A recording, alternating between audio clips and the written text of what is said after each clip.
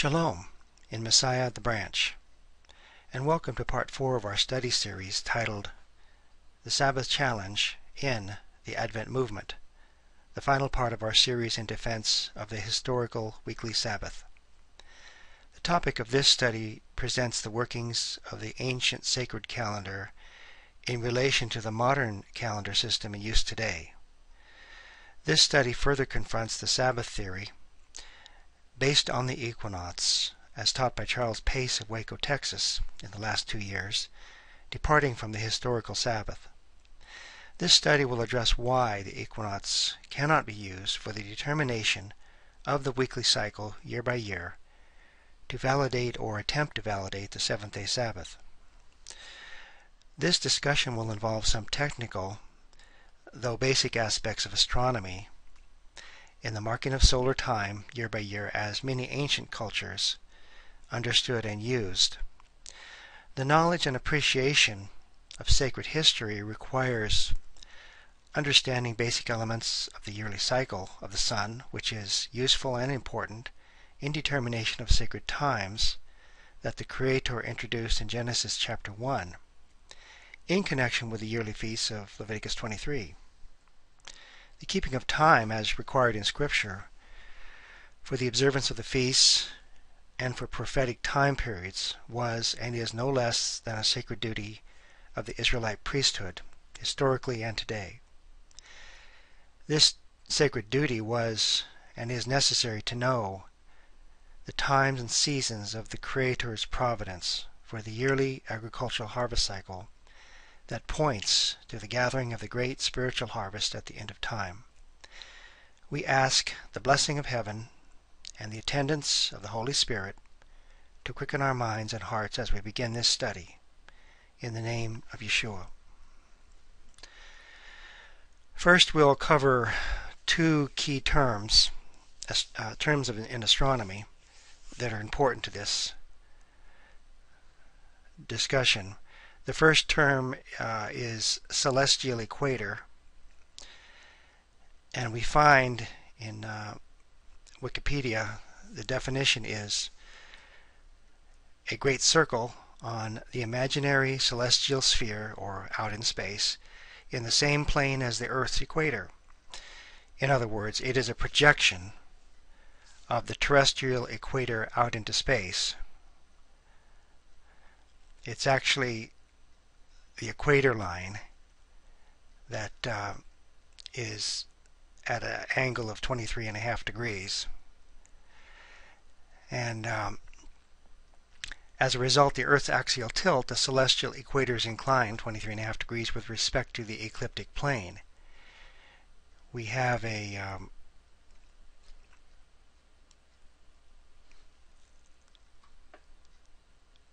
image here showing the equator of the Earth, and it's that red line that is projected into space as an imaginary line, but it's real as far as needing to track objects in space.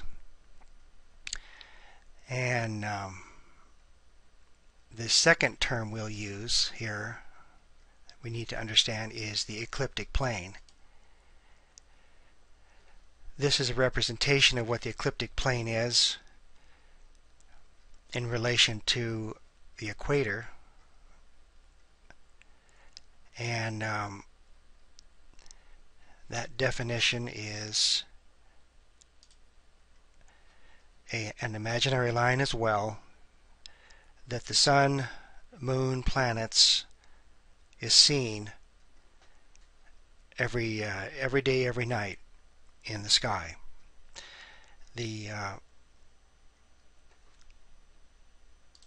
It's also the same image of the planets revolving around the sun as basically a flat disk.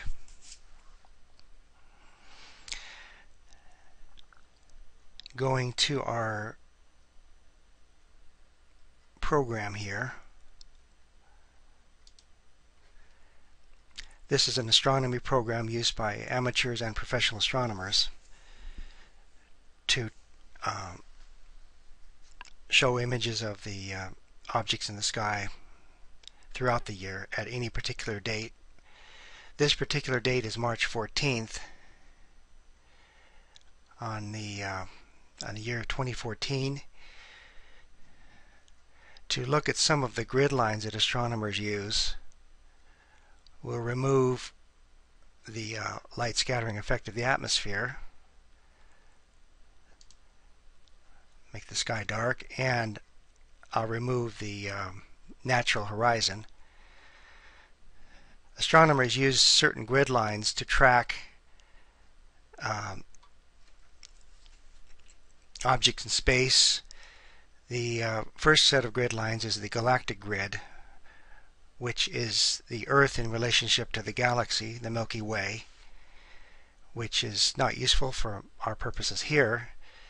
The second set of grid lines is the ecliptic grid, which we will be using one of these lines to show the position of the Sun at the equinox, as I just gave the definition of this of that line.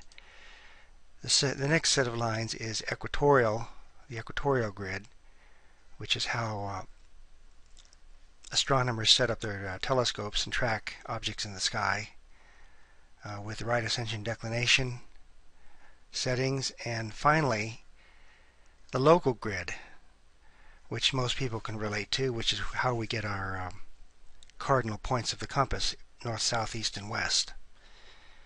If all of these were projected at the same time, it would look like modern art.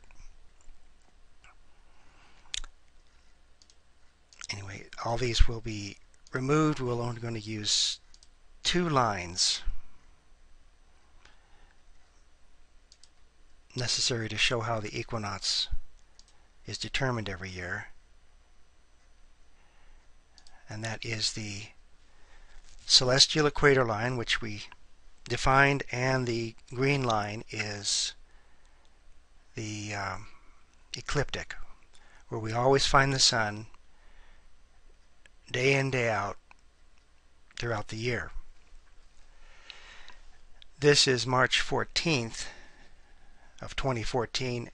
As we move the date forward to the equinox, the vernal equinox, we'll see the Sun is moving along this green line closer and closer to the intersection point of the celestial equator and on the ecliptic line.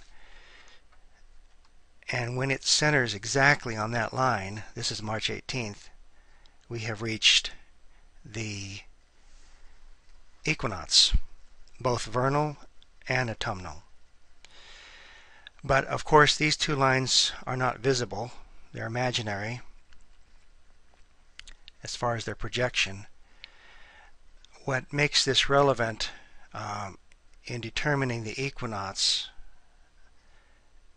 easily is bring back the natural horizon,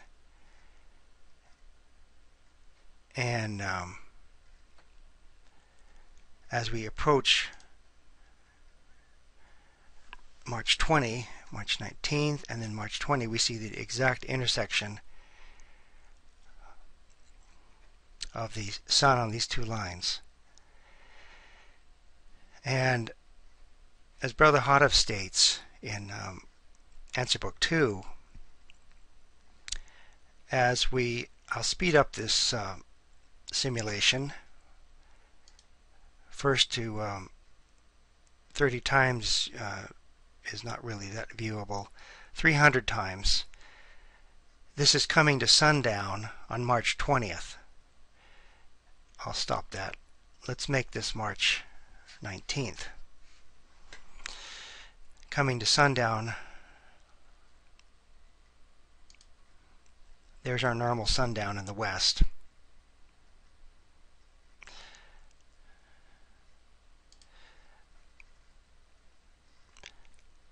But as we come to sundown, March 19th, the Sun is very slowly moving into the exact center of that intersection,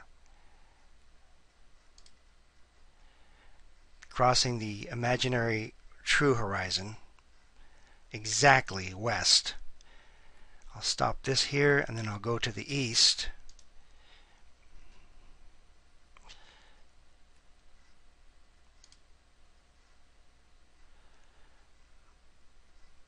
This is the next morning, March 20th.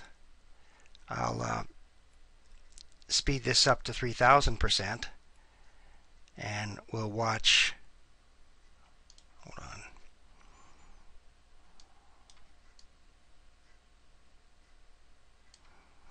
we'll watch sunrise.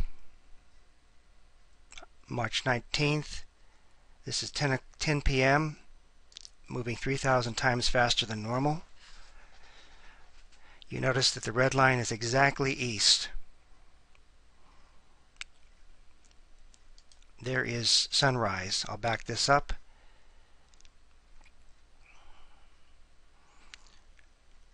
And I'll do it slowly, just to 300%.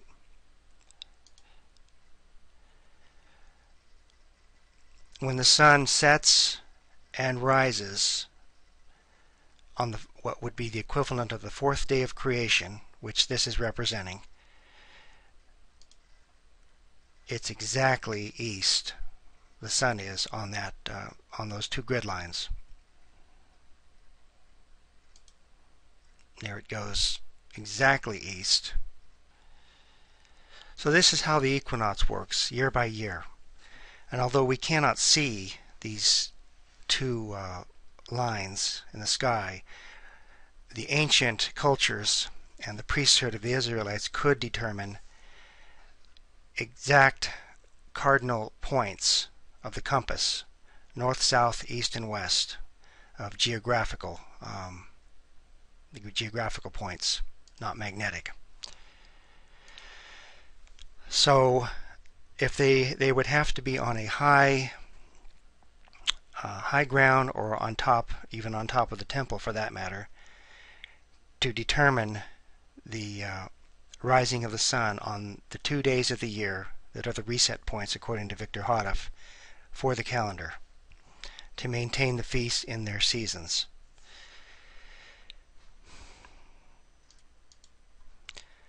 Understanding this demonstration, we can now proceed to a understanding of a Hebrew term called the Tekufah. And what is the Tekufah? There are 4 texts in which the Tekufah in the original Hebrew appears. Exodus 34:22, and perform the festival of weeks for yourself of the first fruits of the wheat harvest, and the festival of ingathering at the turn of the year. The phrase turn of the year is the Hebrew word tekufah. For 1 Samuel 1:20, and it came to be at the turn of days that Hannah conceived and bore a son, and called his name Samuel, because I have asked Yod-Heh-Vav-Heh for him. 2 Chronicles 24:23, and it came to be at the turn of the year that the army of Aram came up against him, and they came into Yehuda or Judah and Jerusalem or Yerushalayim, and destroyed all the rules of the people from among the people, and sent all their spoil to the sovereign of Damascus. Psalm 19:6. Its rising is from one end of the heavens, and its circuit, or its tekufah, to the other end, and naught is hidden from its heat. Although there have been some misunderstanding on the meaning and importance of a tekufah cycle in Kiryat Jewish understanding, and in some Messianic Jewish circles, the truth of it becomes evident as a yearly signpost in the heavens, and the starting point every year of the sacred calendar. As a branch feastkeeper, we have a more sure word of prophecy in the writings of Victor Hodoff, in 13 Symbolic Code and Answer Book number 3, in Brother Hodoff's studies on the calendar from creation. To answer the question of when the Hebrew year begins, the time to begin observing the spring feasts, I am posting 2 websites below that support what I determined many years ago when I first learned about the Hebrew word Tekufah, which is used in several places in the Old Testament. By validation of 2 other witnesses, from a Hebrew perspective, to correctly define and interpret the word Tekufah in an astronomical context, we can begin to make sense of the meaning of the solar circuit of the year, or the turn of the year, as the above scripture verses translate. The beginning of the yearly solar cycle is seen at the vernal equinox, when the sun rises due east and sets due west, marking the beginning of the Hebrew religious year.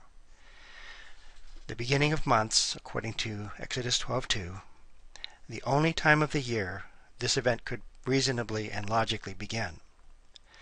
This signpost in the sky can be seen for the whole earth, year by year, from latitude 70 north to latitude 30 south, therefore making it a universal signpost, a yearly starting point. The spring equinox is clearly determined in Exodus 12 as the beginning of months, because it marks the change of the seasons, thus completing one cycle of the year and beginning a new cycle of the 4 seasons. The weekly cycle is determined from creation week exclusively, counting from the first day of creation, not from the 4th day, when the lights of the heavens were created. The weekly cycle has never been lost in history, never lost to the Jews in their continuous history as a people, keeping the weekly Sabbath. Therefore, the 7th day has been and will ever be continuous. Many years ago, I read of a well-known Messianic teacher's denial of the Tekufah, marking the end of the yearly solar cycle, in his desire to support and harmonize the Karaite view of the feast based on the lunar cycle. I maintained my position based on an astronomical common sense understanding of the concept and the rather obvious purpose of the equinox as a yearly marker in time, or a yearly immovable signpost, according to Victor Hodoff, as seen in the chart below. All of this is nothing new, but somewhat difficult to find the evidence since it is not popular.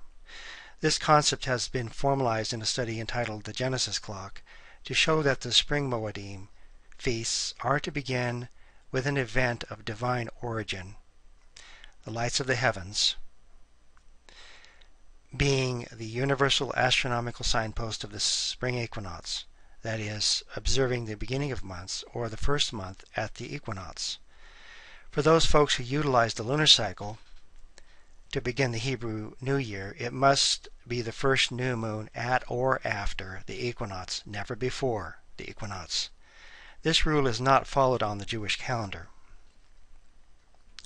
There is significance to both the lunar and solar observation for Passover.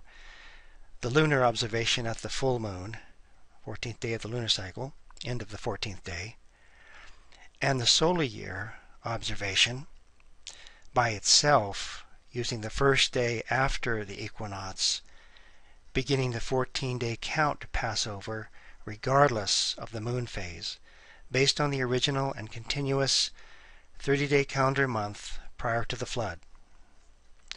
There is significance in both calendar systems, even though the solar and lunar years have an 11-day discrepancy each year. The lunar year is 11 days shorter than the solar year. There is an exception to this lunar-solar discrepancy once every 19 years, which is called a Metonic cycle, where the lunar and solar cycles coincide. This well-known solar-lunar cycle discrepancy was brought about by the cataclysmic planetary events that initiated the flood of Noah.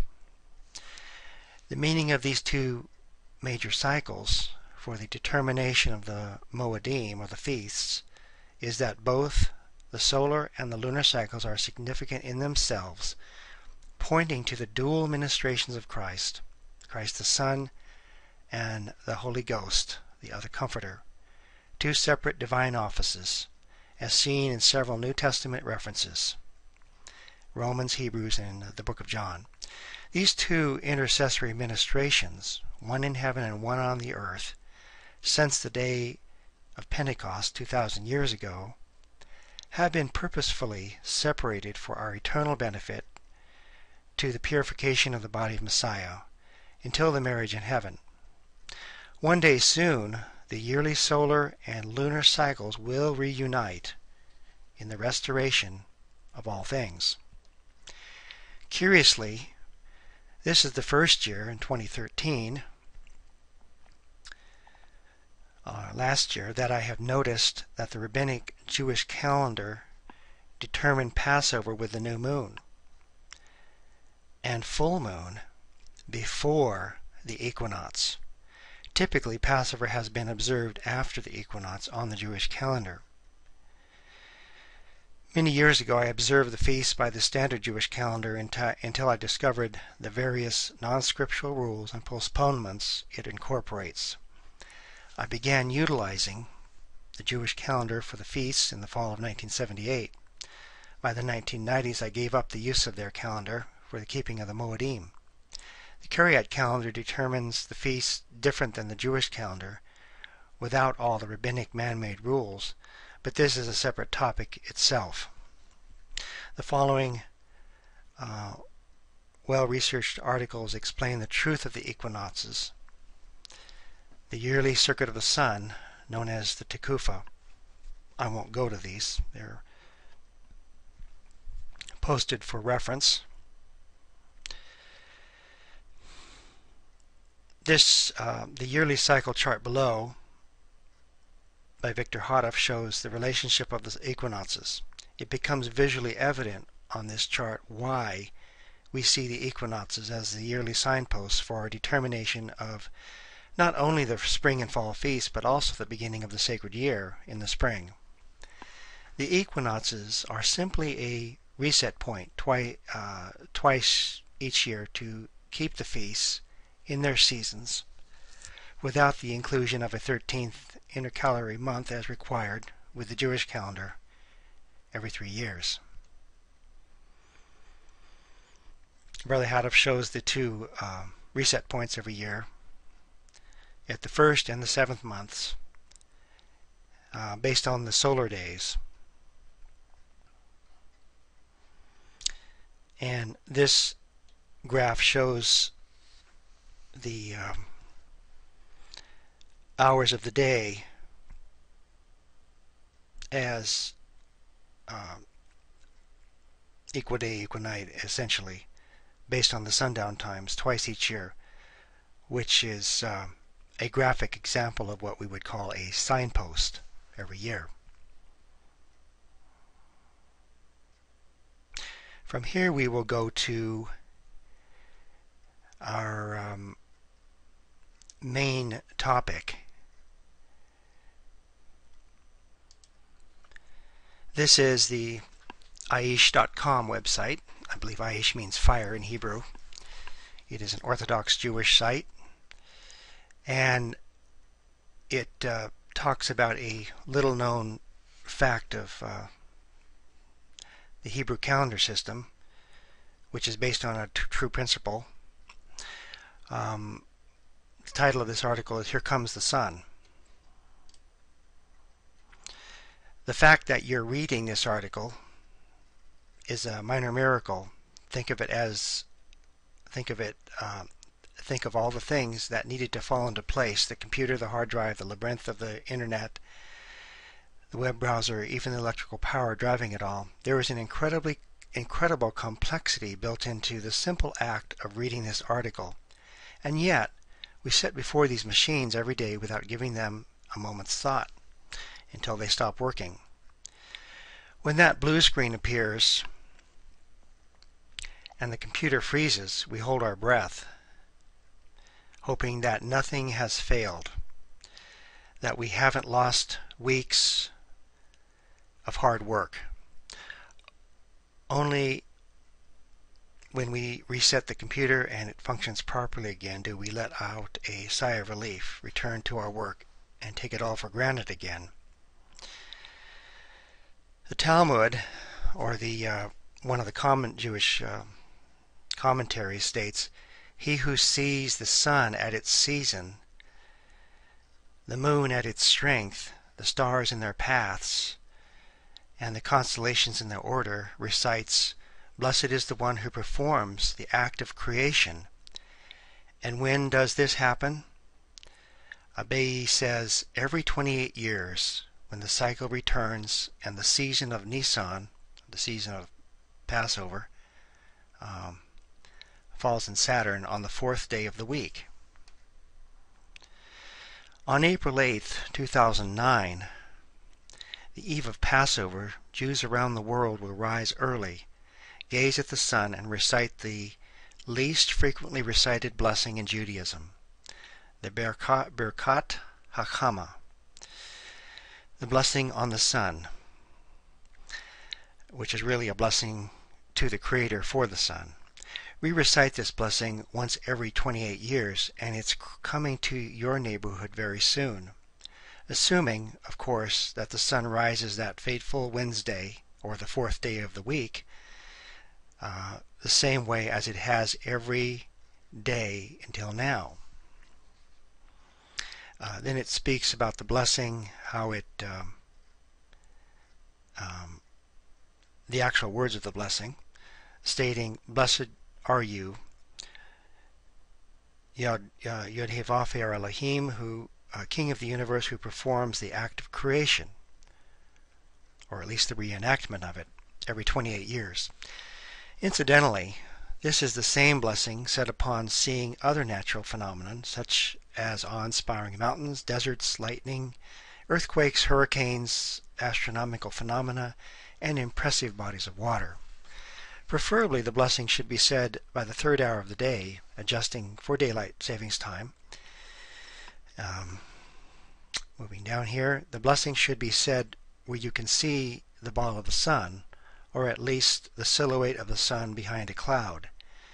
If it is a cloudy day and you cannot see the sun, you should say the blessing without including God's holy name. According to the Mishnah Berurah, there is a number of other prayers to say that morning in the following order, as listed here. If you're going to gather a large group, be careful. In 1897, during the McKinley administration, when hundreds of Jews gathered on the streets of Manhattan's Lower East Side to bless the sun, the attending rabbi was arrested for holding a public meeting without a permit. Do the math.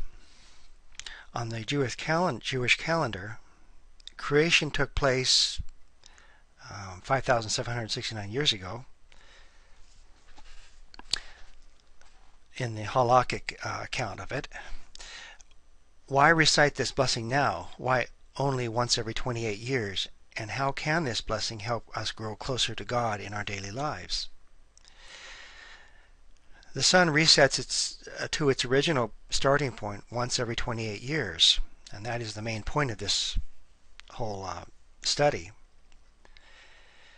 In order to understand the Birchas HaChama, a bit of astronomy is necessary. The Torah teaches that on the 4th day of creation, that very first Wednesday of the world history, though it wasn't called Wednesday, God created the sun.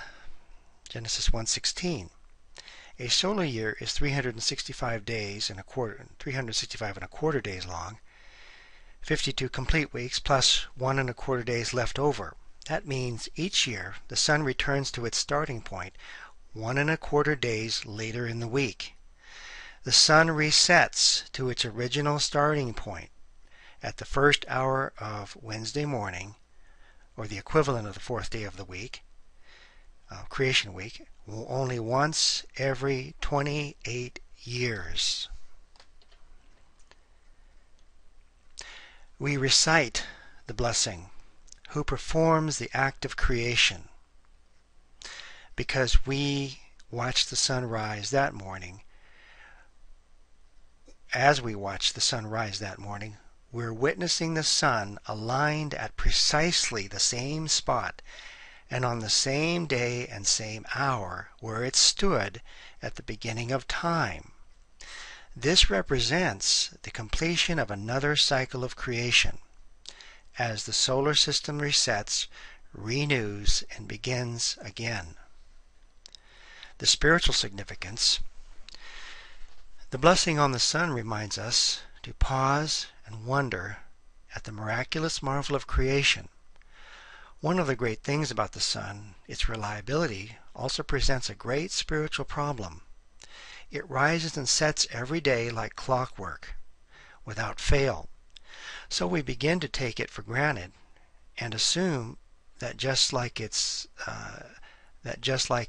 always there, it always will be.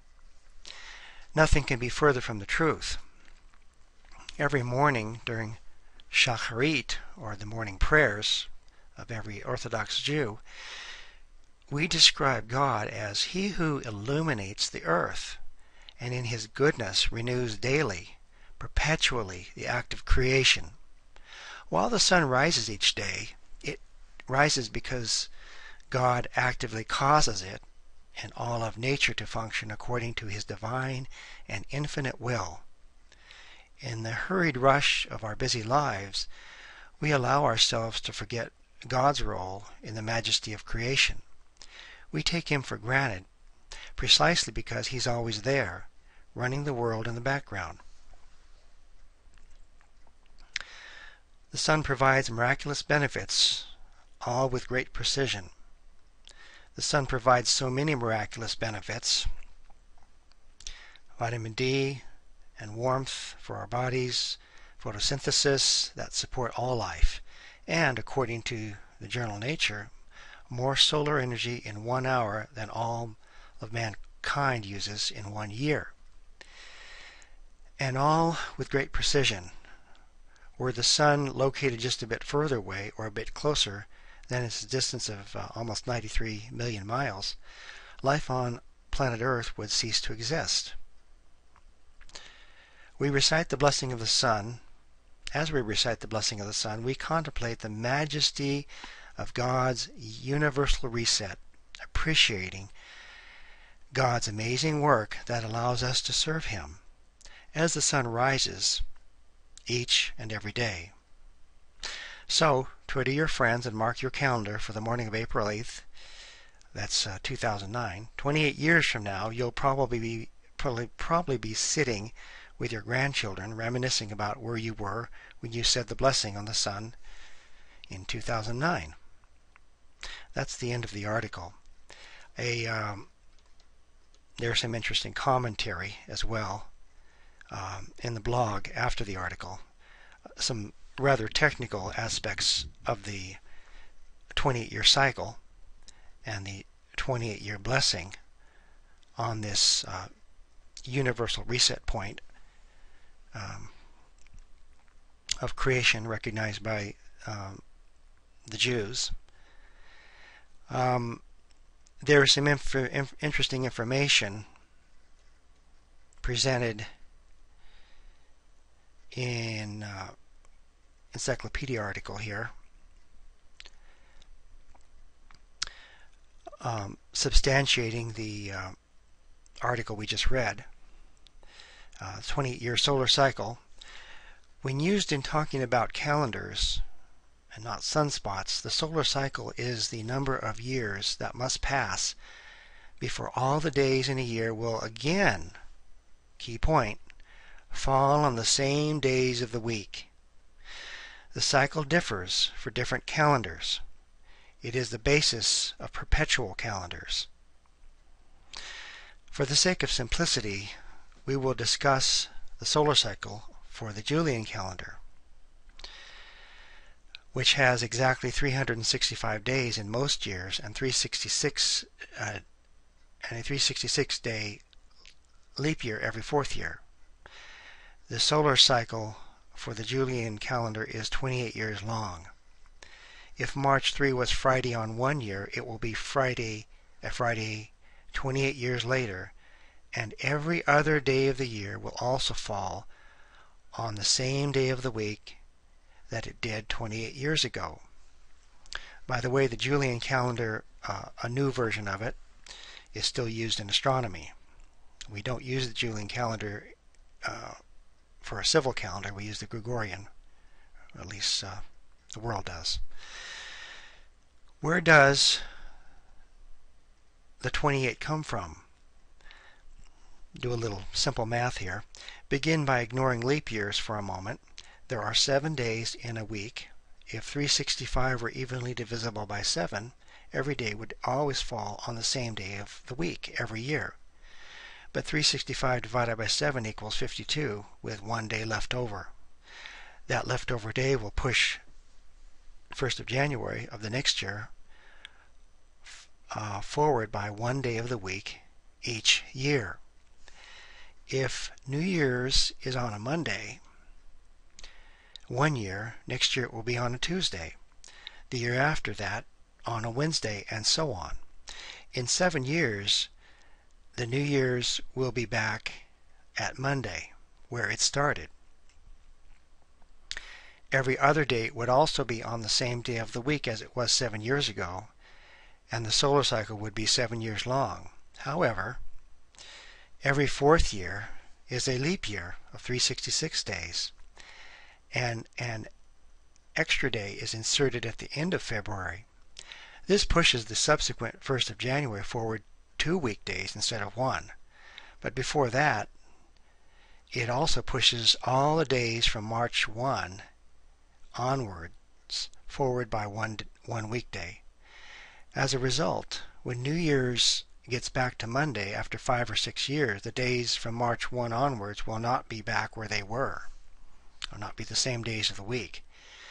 3 regular years followed by 1 leap year is a cycle, like the cycle of 7 weekdays. For all the days before and after 1st of March to get back to the weekday they originally were, we must wait for both cycles to complete in the same year, 4, 8, 12, 16, 20, 24, and 28.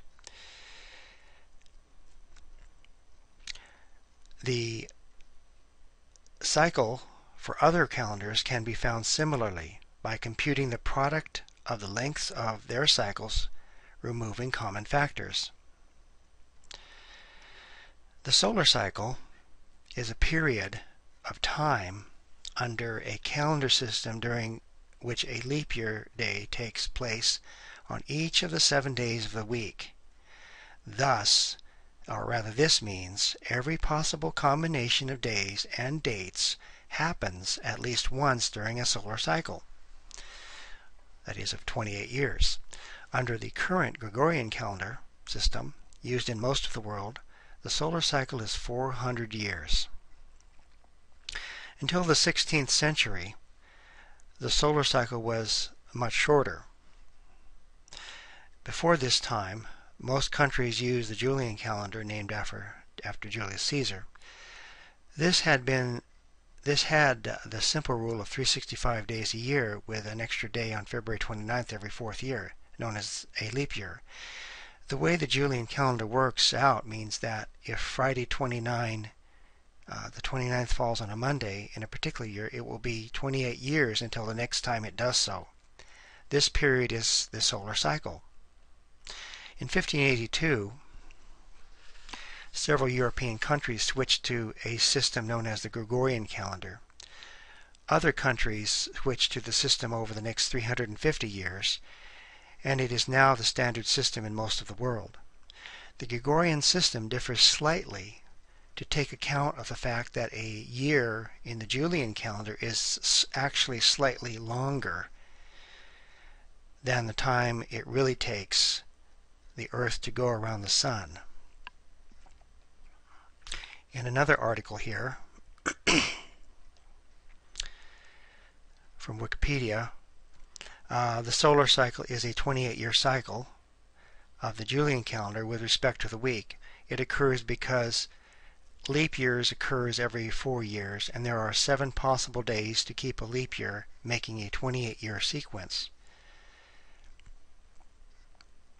This cycle also occurs in the Gregorian calendar, but it is interrupted by years such as 1700, 18, 19, 2100, which are divisible by 4, but which are not leap years.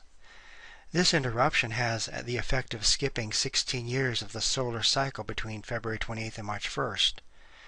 Because the Gregorian cycle of 400 years has exactly 146,097 days,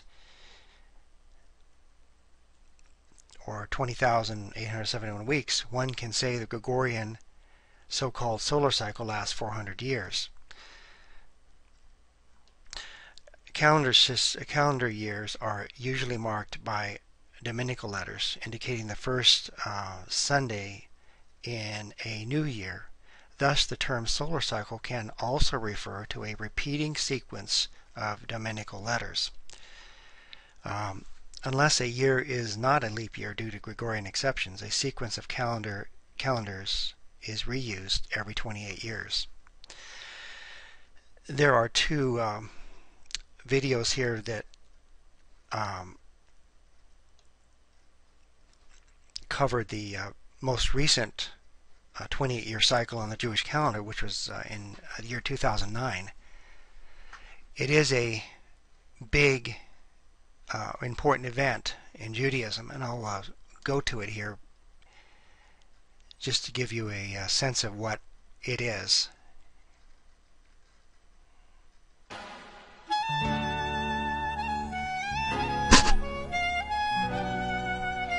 As the Jews celebrate this 28-year cycle, this is in Jerusalem.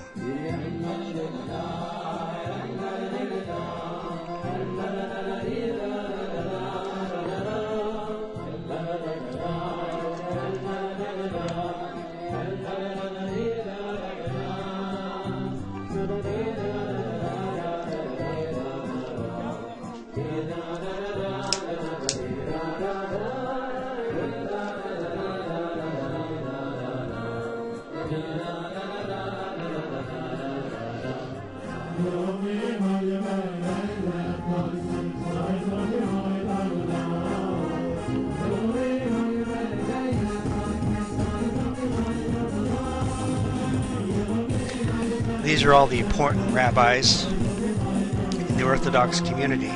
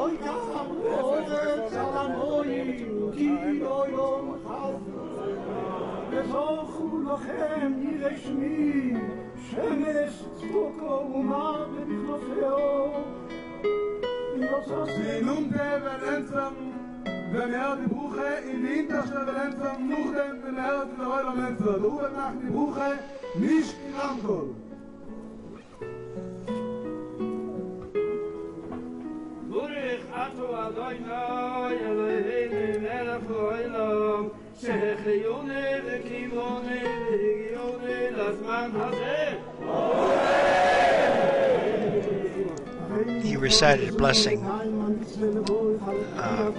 to Elohim for bringing them and all of us to this season again every 28 years.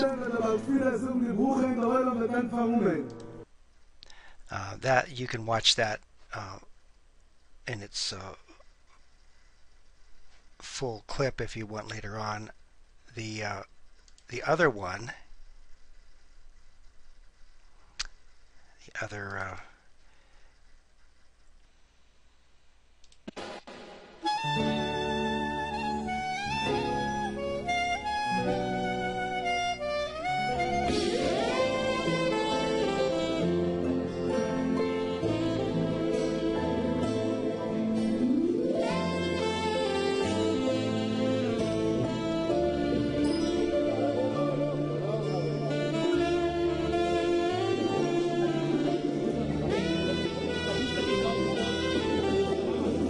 This event is at the Temple Mount in Jerusalem, at the Western Wall. Again, all of the elderly and well-known famous rabbis attend.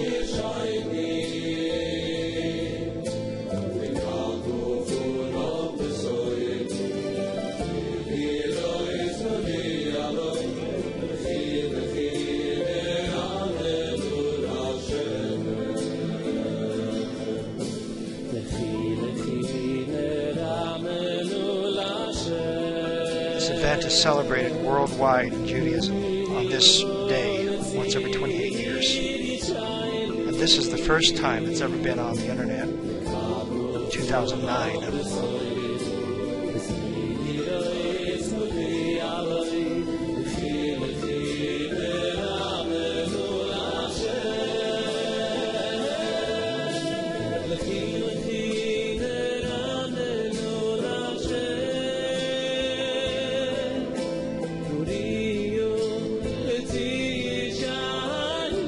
This is the ramp to the Temple Mount. Birchas HaChama. Print up flyers for the event.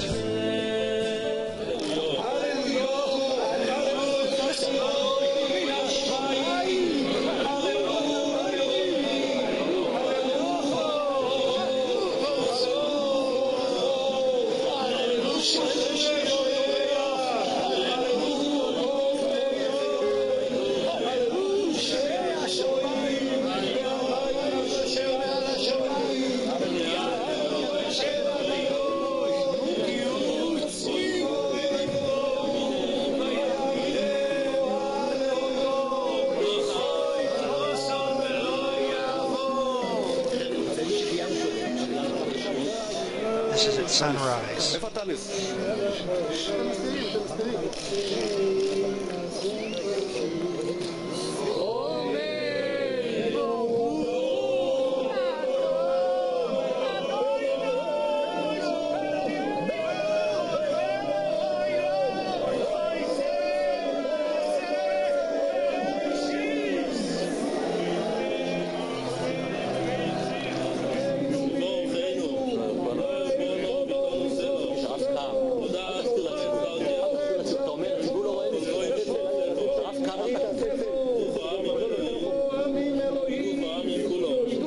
All these prayers are going up to the Creator, thanking Him for reenacting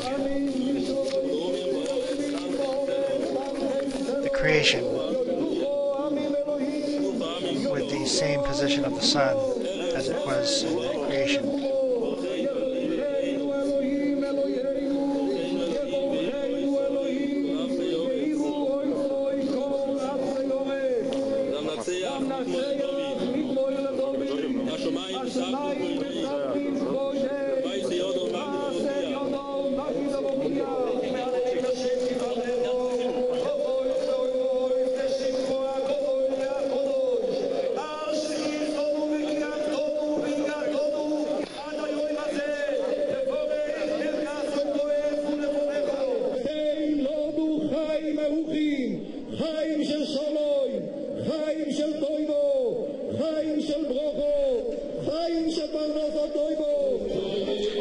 Standing room only, even on the rooftops. This is the Jewish quarter of the Old City, Jerusalem.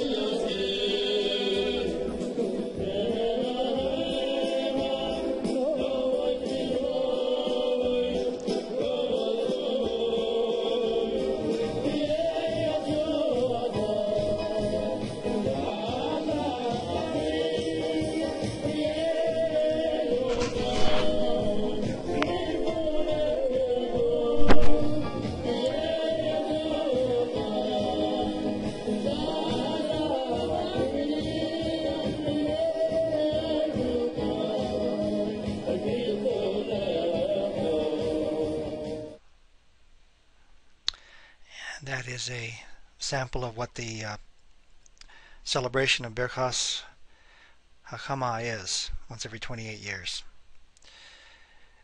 We will continue here with the Wikipedia article, which is in agreement with what Brother Hodav teaches, the vernal equinox. As explained in the Talmud, there is a tradition that the sun was created in its vernal equinox position at the beginning of the springtime Jewish lunar month of Nisan. The sages of the Talmud settled disputes over the halachic, or the traditional definition of vernal equinox, by establishing it on March 25th of the Julian calendar, which is where the equinox was prior to the Gregorian calendar institution. Because both the Julian and Jewish tradition define a solar year as exactly 365.25 days, the halakhic vernal equinox historically fell out on March 25th every year. This halakhic equinox now falls about 17 days after the true equinox, with the error increasing by about 3/4 of a day per century. That's why they don't keep it exactly on the equinox. In summary, Birchas HaChama is recited when the halakhic vernal equinox, the position at which the sun was created, occurs at sundown on a Tuesday, the time at which the sun was created. Here's an interesting point about the modern calendar. This method of marking the cycle of Machzor Gadol, that is, using the 25th of March, was invalidated in 1582, when the Julian calendar was replaced by the Gregorian calendar by decree of Pope Gregory XIII. The calendar was adjusted to allow for Easter to be celebrated in the appropriate time according to the agreement reached at the First Council of Nicaea 325. To recalibrate the calendar, 2 adjustments were made, and you'll notice there's nothing here concerning the days of the week, only the date on the calendar. Number 1, 10 days were removed in order to compensate for the incorporation of excess days since the establishment of the the Julian calendar. 2, a method to avoid further incorporation of excess days was put into place, whereby February 29th would be skipped according to a particular algorithm. And this tells how they instituted it. The last day of the Julian calendar was Thursday, 4 October 1582, and this was followed by the first day of the Gregorian calendar, Friday, 15 October. Thus, while the halakhic vernal equinox occurred on March 25 until 1582, in 1583 it occurred on April 4 of the new Gregorian calendar. However, the Jewish calendar was in no need of such modification and remained uninfluenced by it. As a result, the halakhic vernal equinox has been shifting slightly forward in the Gregorian year ever since 1582. Here's some of the dates, the progression of the dates.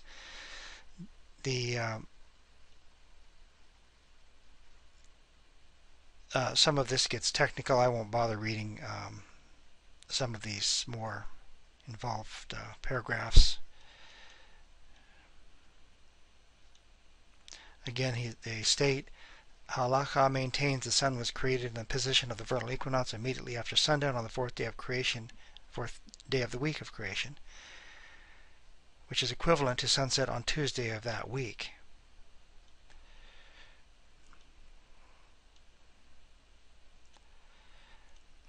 The 28-year cycle is based on a solar year, 365.25 days, which is only nearly precise. The Hebrew calendar itself uses a solar year of 365.2468 days, but utilizes the less precise approximation, 365.25, for Birchas HaChama, so that the blessing might occur with some frequency. We'll skip down here to the conclusion. Again, the service on this special day Much of this is technical in nature. I guess that's the end of it. Concluding here, we will go to a summary from Wikipedia. Birchas HaChama, blessing of the sun, refers to an exceedingly rare Jewish blessing that is recited to the Creator, thanking Him for creating the sun. The blessing is recited when the sun completes its cycle every 28 years on a Tuesday at sundown. Jewish tradition says that when the sun completes this cycle, it has returned to its position when the world was created. Because the blessing needs to be said when the sun is visible, the blessing is postponed to the following day on Wednesday morning. According to Judaism, the sun has a 28-year solar cycle known as Machzor Gadol. A solar year is estimated as 365.25, and the blessing of the sun being said at the beginning of this cycle is therefore recited every 10,227 days. The last time that it was recited was April 8th, 2009. This coincided with the day before Jewish holiday of Passover, based on their lunar calendar. Other blessings are recited upon experiencing various natural phenomena, including lightning, comets, meteor showers, as well as witnessing wondrous natural topography, great mountains, rivers, and vast wildernesses. When recited for these other experiences, the blessing is recited alone without additional verses or psalms. The text of the blessing itself is as follows: Blessed are you, Yod He Vav He Elohim, King of the universe, Maker of the works of creation. There are many prayers similar to this, depending on the situation and the recognition to the Creator. As we conclude this study, let us consider the yearly cycle of the sun, and in view of its 28-year cycle that marks the reenactment of the fourth day of creation week, as Judaism observes in a special event every 28 years. We find that 1. Since the year is 365 and a quarter days long, there is no perfect calendar system today, no calendar in harmony with the daily order of creation week. Yet, the 28-year cycle of the sun presents to us a glimpse of the original creation week based on the fourth day of creation, when the two main lights of the heavens, as announced in Genesis 1:16, were created, marking the order of the daily, yearly, and monthly cycles. Number 2, this being so, the order of weekdays, or the days of the week by number, change from year to year, not harmonizing with the order of the days of creation week except once every 28 years. Number 3, as we have learned from the studies by Victor Hadoff, on the fourth day of creation, the origin and placement of the two main lights of Genesis 1:16 initiated what we now know as the spring equinox. The equinox, according to Brother Hadoff, was or is the signpost for the beginning of the year, or as Exodus 12:2 states, the beginning of months. However, we find that the weekly cycle of creation week is in no way connected to this yearly signpost that begins the spring. By its very nature, coming into being on the fourth day of creation week, this signpost had nothing to do with the beginning of creation week. The first day of creation was and is the only valid point in time that the Sabbath day could be counted from, no matter how seemingly logical it may seem otherwise to use the equinox as a reference point. And finally, therefore, the stark reality begins to rise in our thinking that to use the equinox as a yearly reference point to count the third day from it as the seventh day Sabbath is worse than unwise. It is against all divine counsels by the simple fact there is no instruction to use it in such a manner. To do so otherwise would in verity bring a spiritual catastrophe to our people. To lose the weekly Sabbath day, its great blessing to us individually and corporately, based upon an unproven and an unprovable theory. The main point to remember with this study is that the reenactment of Creation Week does not take place on a yearly basis. This is an event that is repeated only once every 28 years, when the world Jewish community celebrates it at the Birchas HaChama. We must therefore stand on the weight of evidence, reasonable and logical conclusions in our determination and validation of the weekly cycle and the seventh day of creation, handed down to the covenant people for over 6,000 years, unbroken and continuous to this day. A closing thought from the aish.com website is a fitting tribute to this wonderful blessing of the Sabbath.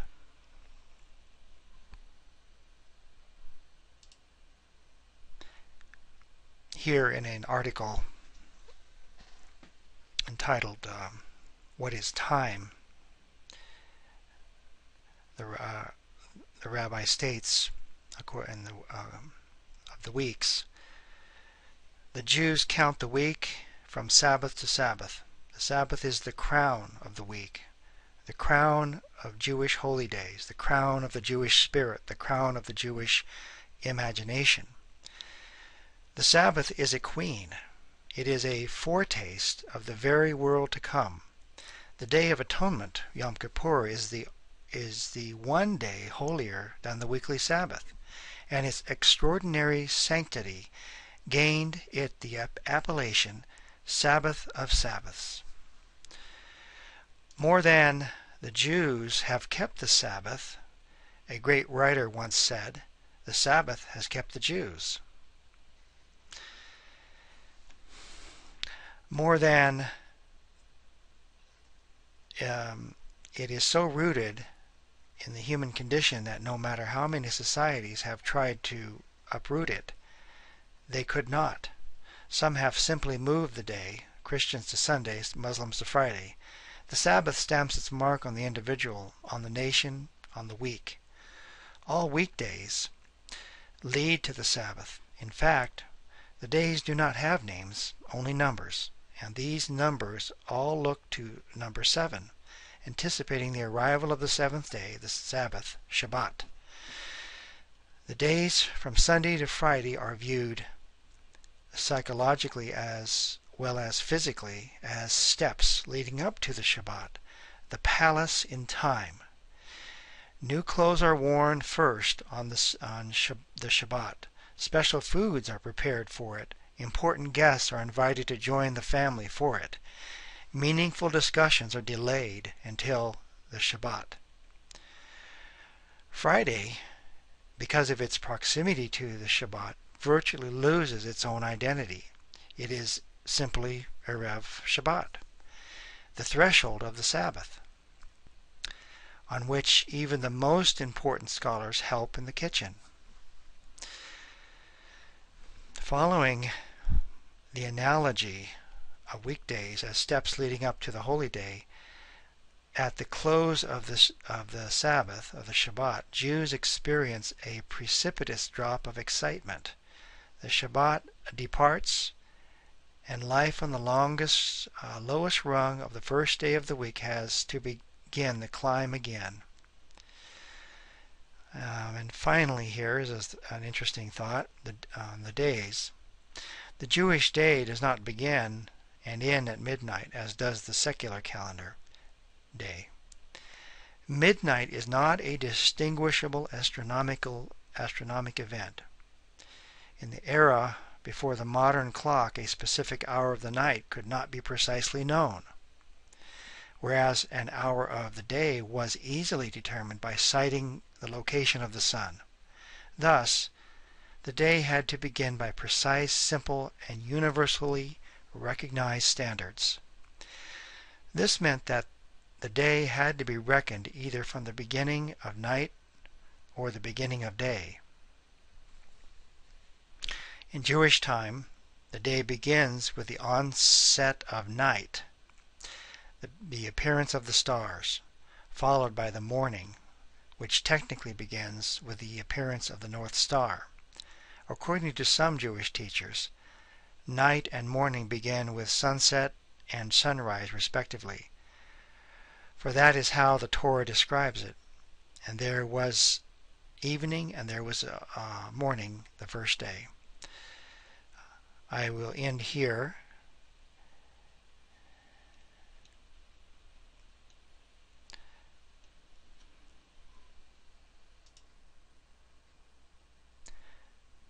Thank you for your time and attention in this study to prove all things and to hold fast that which is good.